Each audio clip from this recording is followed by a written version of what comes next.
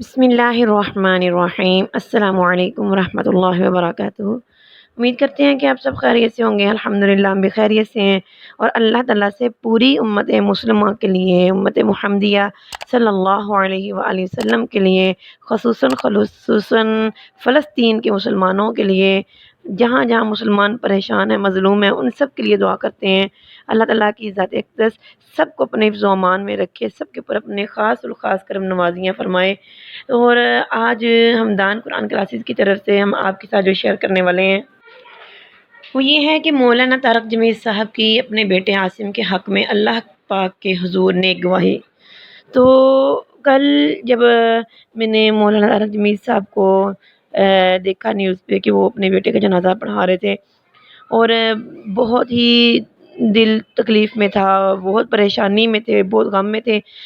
और इसके साथ-साथ बार-बार ये भी अल्लाह के हुज़ूर कह रहे थे कि ऐ पाक परवरदिगार मैं तेरी रज़ा पे राज़ी हूँ। यकीन मानिए कि बहुत दिल तकलीफ़ में था उस वक़्त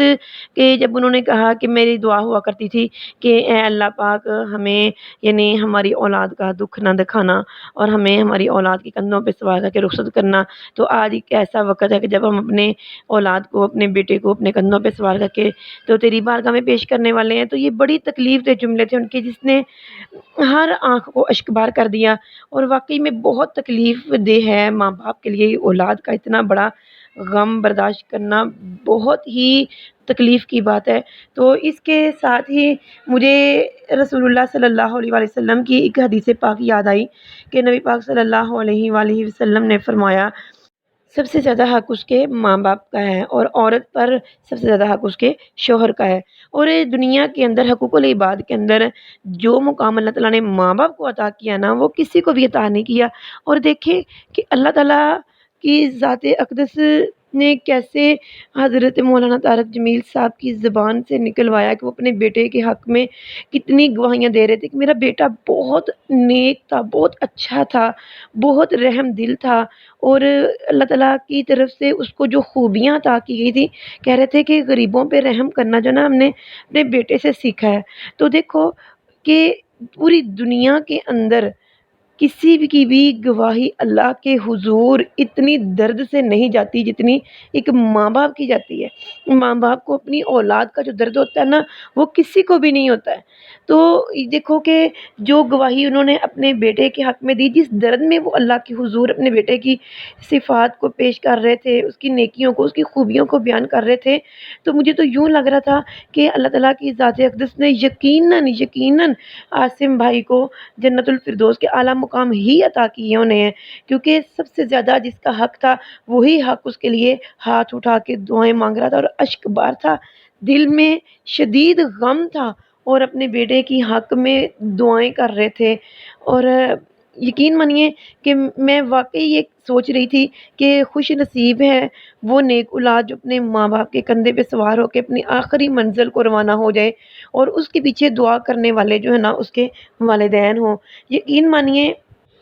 जब हम छोटे थे बल्कि अब भी जितने भी बड़े हो गए हैं, जितनी भी हमारी उम्र हो गई है, जब भी कभी कोई इम्तिहान आता है ज़िंदगी में स्कूल का, कॉलेज का, यूनिवर्सिटी का या कोई किसी भी किस्म की क्लास का कोई ज़िंदगी का इम्तिहान आता है तो भाग के अपनी माँ के पास जाते हैं कि अपने बाप के पास जाते हैं कि वो हमारे हक़ में दुआ करें, हमारे लिए आसानियाँ पैदा करें। और जब हम अपने माँ-बाप को दुआ के लिए कह देते हैं ना, तो दिल मुतमईन हो जाता है कि अब हम कामयाब ही कामयाब हैं, क्योंकि जो दुआ हमारे माँ-बाप ने हमारे हक़ में कर दी है, शायद वो दुआ हम भी अपने हक़ में नहीं कर सकते थे। तो देखिए ये ज़िंदगी का इतना बड़ा इम्तिहान है जो इंसान ने कब्र में देना है और उस कब्र में इम्तिहान के अंदर कामयाबी की दुआ मौलाना तारक जमील साहब कर रहे हैं।